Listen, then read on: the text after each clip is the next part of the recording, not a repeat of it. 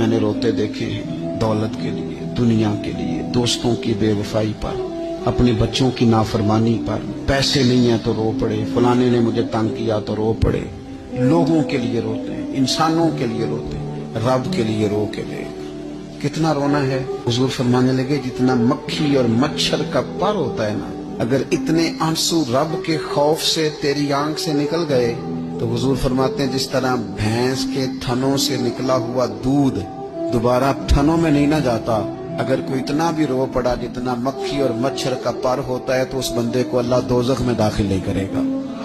زیادہ رویا کرو، تھوڑا ہنسا کرو، زیادہ ہنسنے سے دل مردہ ہوتے ہیں۔ وہ کسی نے کہا تھا کہ الجھے ہوئے لوگوں سے گریزاں نہ ہوا کر، اور حالات کی قبروں کے یہ کتبے بھی پڑھا کر، ہر وقت کا ہنسنا تجھے برباد نہ کر دے۔